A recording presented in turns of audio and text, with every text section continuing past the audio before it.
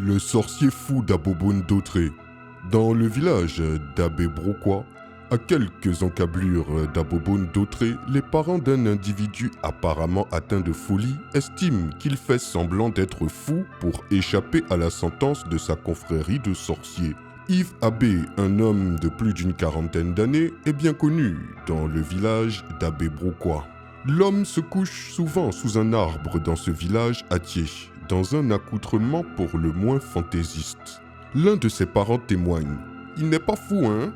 C'est pour échapper à la sentence de sa confrérie de sorciers qu'il se fait passer pour fou, sinon il ne l'est pas du tout, nous explique cette femme du village, membre de la famille d'Yves Abbé. Dans leur confrérie, chacun a livré ses parents. Arrivé à son tour, il devait livrer l'un de ses parents et il a refusé.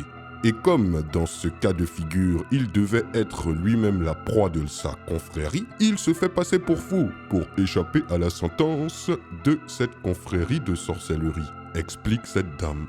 L'histoire d'Yves Abbé dans ce petit village attié est bien connue de la quasi-totalité des villageois, si bien que ce dernier, qui depuis a trouvé refuge sous un arbre, vit en véritable paria.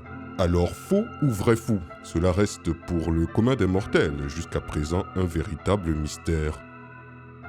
Quelle histoire surprenante! Dites-moi ce que vous en pensez dans les commentaires et je vous dis à très bientôt pour une nouvelle vidéo. C'était Takashi J numéro 1 sur les histoires mystiques de l'Afrique.